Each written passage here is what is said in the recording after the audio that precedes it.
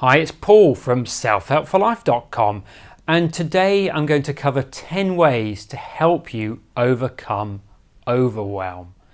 So what is overwhelm? Well, you're experiencing overwhelm if you find that you're not enjoying the things that you're doing. Instead, you find that your mind is very busy with other priorities and other things you think you should be doing. You're overwhelmed when you find it hard to make the best decisions because your anxiety levels are too high. You're overwhelmed when you find that life is unbalanced and you're spending a lot more time in one area than you really want to, and that area is often work or your career. You're overwhelmed when you find that you're not enjoying the journey. So maybe there's activities that you normally enjoy, but you find that you're not enjoying them at the moment. And you're also overwhelmed if you're just feeling stressed, if life seems to be very stressful. Now, there's basically two types of overwhelm. The first one is having too much on your plate, so too much to do, so a lot of competing activities and priorities, and you're not sure which one to do first, so you don't know where to start.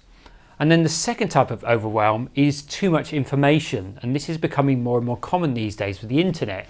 So even something simple like booking a holiday might mean that you want to check out numerous review sites, and that can often feel overwhelming. And again, the same thing that happens when you have too much information is you don't know where to start. So what is the difference between overwhelm and burnout?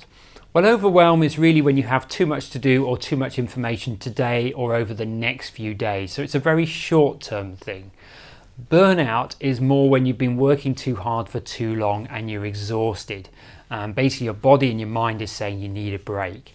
And when you're burnt out, it's really important that you do take some time out to recover, to rest and recover. So to help you understand a little bit more about overwhelm, I'm going to cover 6 components to overwhelm. So first one is unrealistic expectations. So this is setting either challenging goals or just having very high and strict expectations of yourself. Now, when you do that, you often put unnecessary pressure on yourself, and that creates additional stress. And then when you don't achieve those challenging goals, then you feel bad about yourself because you feel in a way that you're a failure. Now, the next component is taking on too much. So this is saying yes to everything or saying yes to most things. And a lot of people do this because saying no feels bad. You know, it has the potential for rejection and you might feel guilty as a result. But if you say yes to too many unimportant things or things that you feel are not important to you, then you're going to feel frustrated because you feel that you're not really carving your own path in the world. You're not really following your dreams. You're not really achieving your goals. And I find that that is a worse feeling often than that feeling of guilt that you get from saying no to people. So the next component is putting too much pressure on yourself. Now, this often comes from listening to negative self-talk. So self-talk such as, what am I doing wrong? Or I'm not good enough? Or why does this all have to be done right now? And that kind of internal critical self-talk puts extra pressure on you that you don't really need. So the next component, overwhelm, is perfectionism. So being a perfectionist. Doing something and making something perfect is always going to take more time, sometimes a lot more time than making something good enough. And if something's taking more time, then that gives you less time to do all the other things that are on your to-do list. So that's going to increase that sense of overwhelm as well. Now, this perfectionism tendency often comes from that critical voice that I talked about a minute ago, that I'm not good enough, or what if I do this wrong? So if you can begin to challenge that voice or not listen to it as much, then you won't feel that you need to do things in such a perfect way. So the next component is being unable to relinquish control. So this is wanting to do everything yourself. And this often comes from not trusting others and having the belief that only you can do this job to the best of your ability. Anyone else that does it is not going to do it as well as you. And as a result of that, you don't delegate things, you don't give things to other people. And if you act that way all the time, then you're going to have this mountain of tasks that you believe that only you can do and that no one else can. And of course, that's going to result in an overwhelming number of things to do. So the sixth component to overwhelm is identifying yourself as an overachiever. Now, especially in the Western world, this idea of being an overachiever, it makes you feel special, it makes you feel proud, it makes you stand out in some way.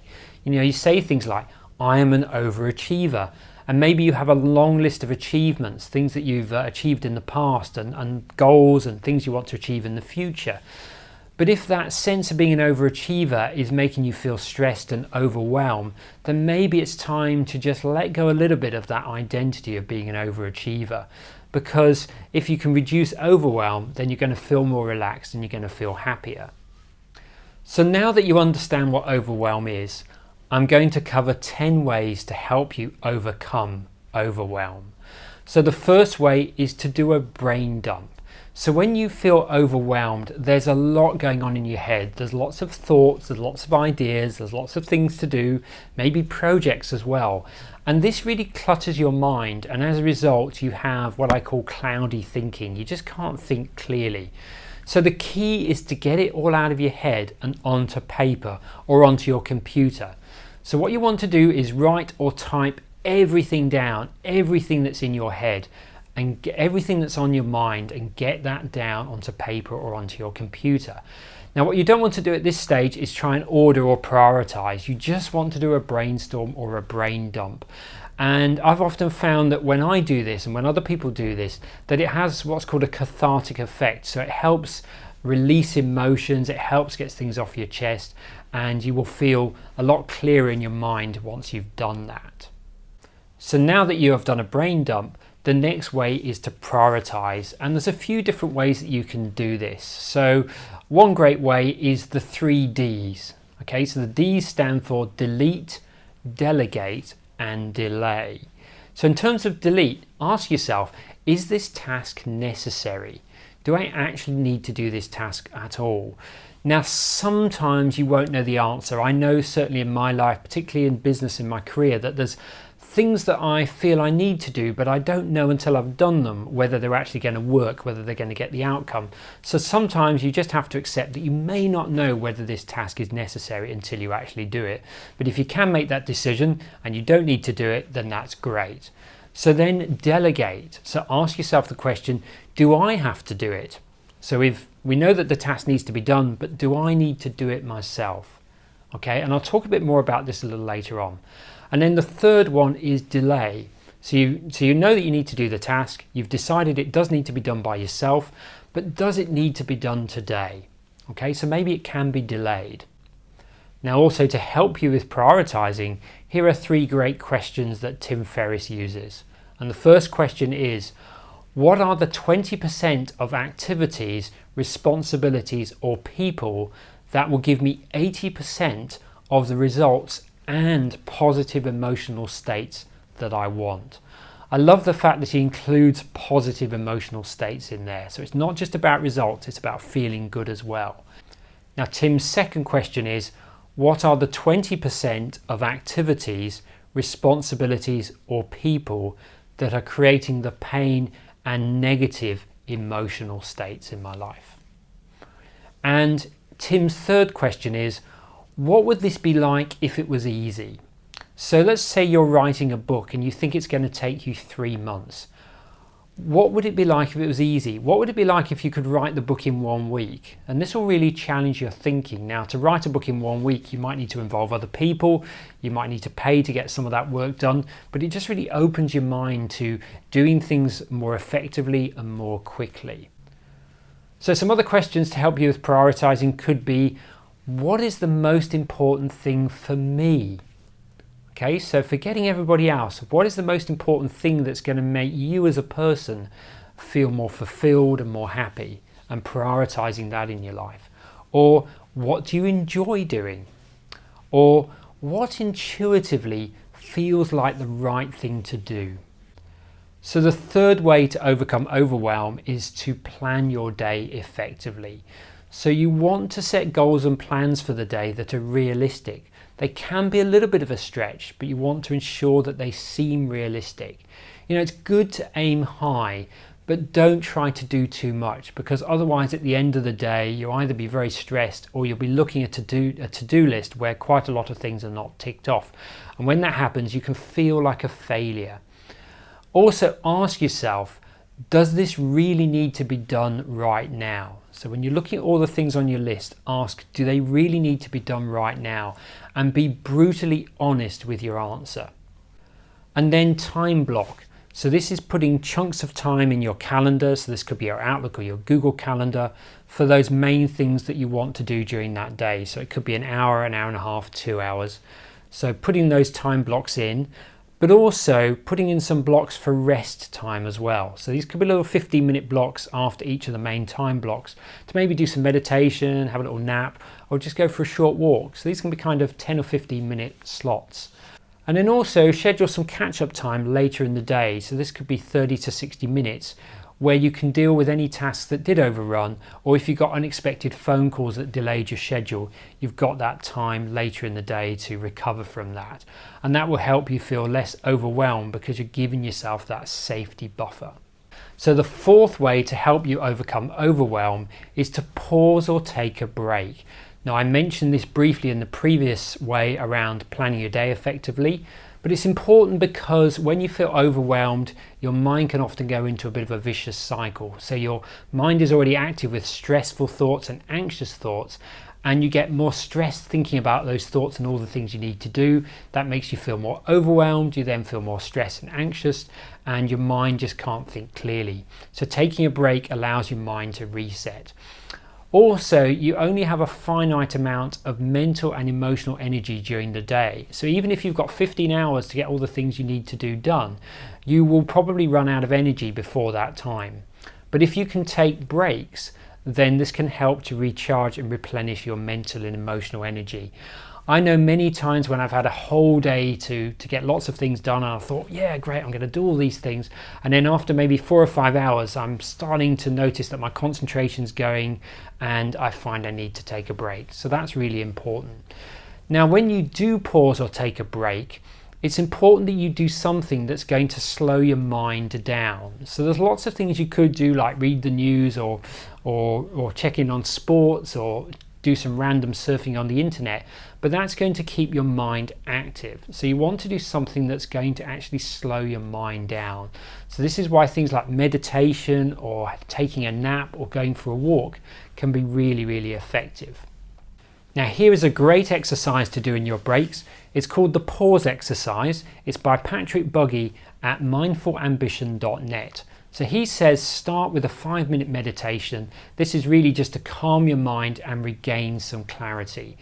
And then start to observe your emotions, and just do this with a sense of curiosity and non-ownership. So just seeing these emotions and realizing that these emotions are not you, they are simply emotions. And then start to write down these emotions. So write them all down, and if you know why you're experiencing these emotions, write that down too. And if you don't, that's fine as well. This will create a sense of separation between you and the experience so that you can see it more objectively. Then acknowledge that the feelings are temporary. So see them as like clouds in the sky. So it's like the blue sky is the real you, and these clouds are just these emotions that are passing. And just acknowledging those clouds, those emotions, with a genuine sense of curiosity. And when you do that, this will help the emotions to pass more quickly. And then once you've done that, start planning your next steps. So write down things like, what am I going to do about it? And write down all the answers and options that come from that question. And then consider all these options rather than the path that you feel that you must take. So often when you're overwhelmed, you're very rigid in your thinking about what you need to do next and what path you're going to follow. But by asking yourself, what am I going to do about it, in a very relaxed state, you might get some different options that you hadn't thought of. So the fifth way is to change your mental and emotional state. So when you're overwhelmed, your main focus is getting back to work. After all, you've got so much to do, and you feel the easiest way to overcome this overwhelm is just to get it all done. But you want to resist that temptation. Why? Because the overwhelmed mind is closed, it's frantic, and it's reactive. And this is not the place to be doing your best work. And I also believe that your emotional state really affects your productivity as well. You can get so much more done when you're in a really, really good, positive emotional state. So you want to change that mental and emotional state to be like open, creative, and confident. So you have an open, creative, and confident mind.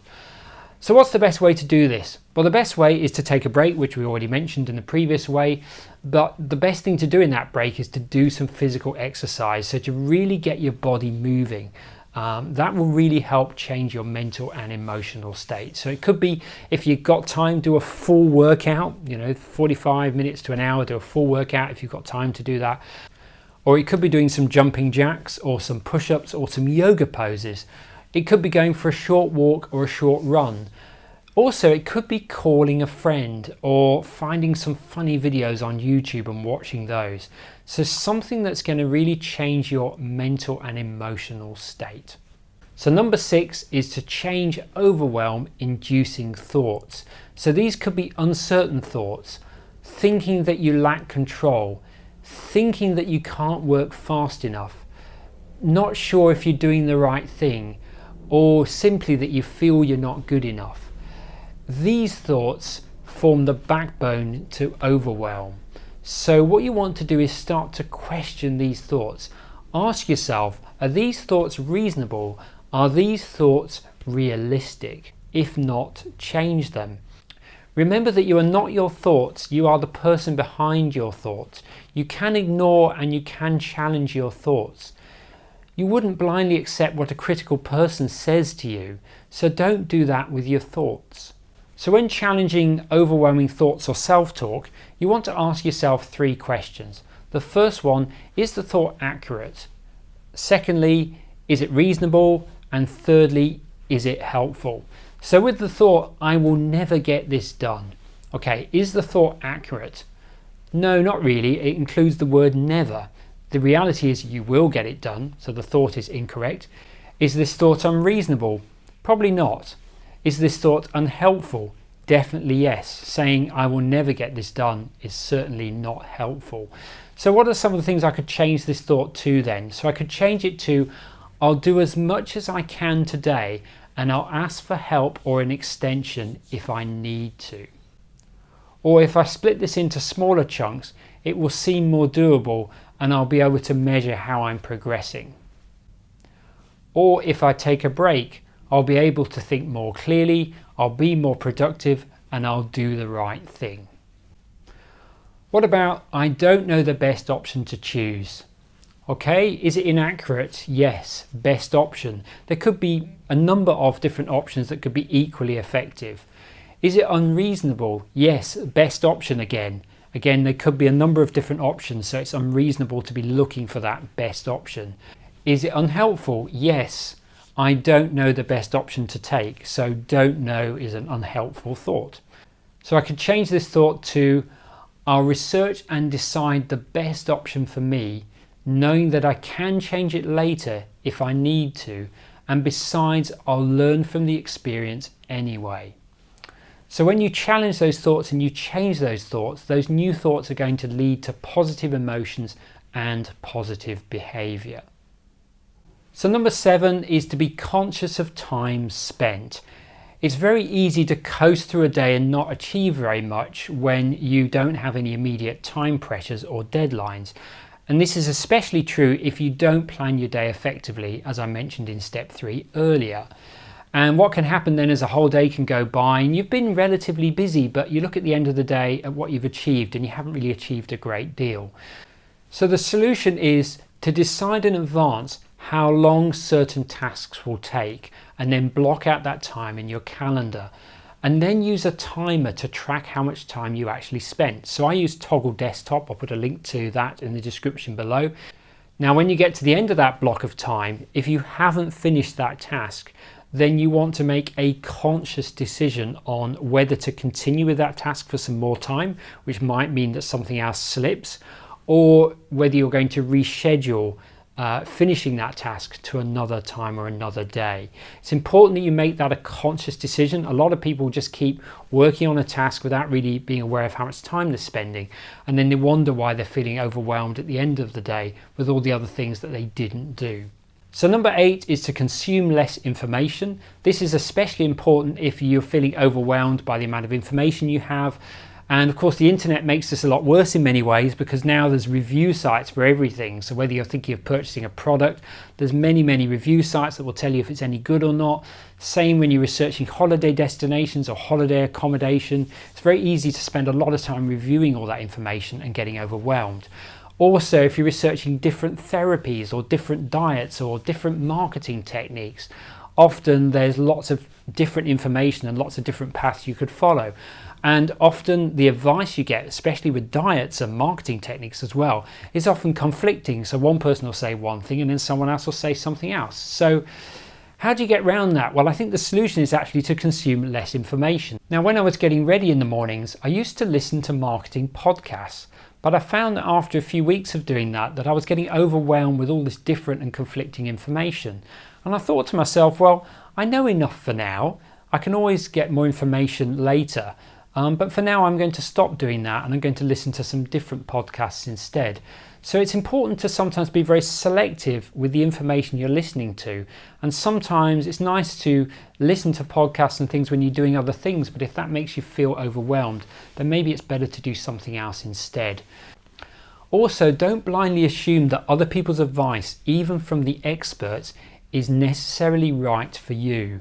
I can think of many times in the past where I've followed a certain advice for business and personal development and health, and then found that it's not really been the right one for me. So it's important that you are selective in who you listen to and try to the best of your ability to be sure that their advice is right for you. So the 9th way to overcome overwhelm is to ask for help.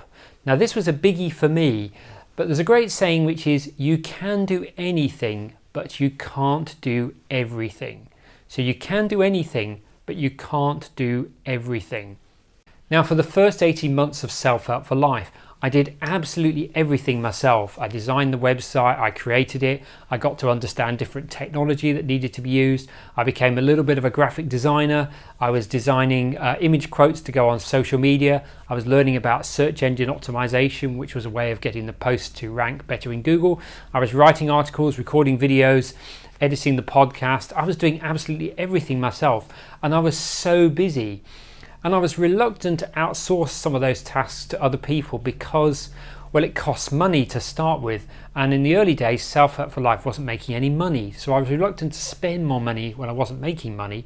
Secondly, I felt I could do it better myself. I had this fear that if I gave it to someone else, it wouldn't be as good as if I did it. And I think a lot of people have that feeling. And then the third one was I feel I'd have less control. I felt less control over the process if I gave it to someone else. I didn't really want to give up some of that control. And the fourth reason I was reluctant to outsource things is because it would take more of my time in the short term to train someone else to do those tasks. And that can often be a challenge for many people. You might have to work harder in the short term to help someone else learn something that you currently do. So those reasons stop many people from delegating tasks to other people. So I encourage you to ask yourself in all areas of life this question: what am I doing that someone else could do instead? So maybe it's chores around the house. Maybe you're doing nearly all the chores around the house.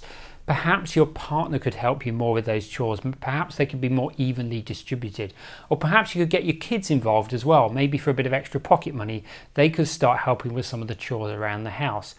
If it's at work, maybe you need to go to your manager or your boss and renegotiate your workload, because sometimes managers will often just keep giving you work without really realizing how much you've already got on. And often they just don't always realize that until you tell them. And some of them may just keep giving you more work until you actually go to them and say, look, I've got too much on. Now, often people do not ask for help or do not talk to their managers because they're afraid that it's going to show that they're a failure in some way, or that in some way they cannot cope. But in reality, it's just being assertive, just being honest with other people about what you can do and asking for help when you need to. So number 10, and the last one, is to set boundaries.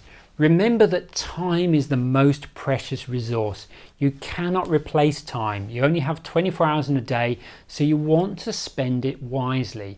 So learn to say no nicely to other people's requests.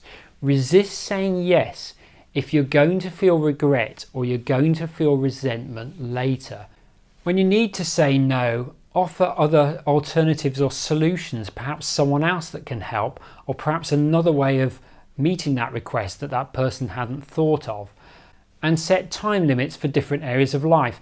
I normally set a time limit for Self-Help for Life activities to around 3 to 4 hours a day, because I also have my hypnotherapy business in Sydney and I have other areas of life that are important as well. So I make sure that I set specific time blocks for certain areas of life. So ensure that you're scheduling time for the gym, time for family, relaxation time, time for hobbies as well. And also, as much as you can, try and focus on your own needs first. I know that's not always easy, but generally you can focus more on your own needs than you generally believe that you can. So do make an effort to do that. And also know the difference between wants and needs. So wants are typically your goals, your desires, and your aspirations. Needs are more around need for relaxation or self-care, or a need to have a sense of connection with others. So when you understand the difference between your wants and needs, this will help you respond rather than react in situations, and it will also help you make choices with purpose. Also, decide how you want to feel, and then work out which activities support those feelings. Maybe you need a certain amount of time alone. Maybe you need time with friends, or maybe time doing certain hobbies or creative tasks. And finally, email and social media is one of those things that can be quite a time waster. So set limits on how much time you spend checking emails or how much time you spend on social media, especially if you find that can sometimes be quite overwhelming for you. So these were my 10 ways to help you overcome overwhelm. I hope you found them useful, and I do encourage you to start applying these into your life right now. Now, if you enjoyed this video and found it useful, please do give it a like, give it a thumbs up, and do leave a comment below. I'd love to hear what you think. And do subscribe to this channel if you haven't already, and click the bell notification. That will mean that you're always notified when I release future videos. And also go and check out my website, that is selfhelpforlife.com. On my website, you will find the written versions to many of these videos, and also a link to my podcast and social media channels as well. So I'd like to thank you for taking the time to watch this video, and I look forward to sharing more great content with you very soon. Bye for now.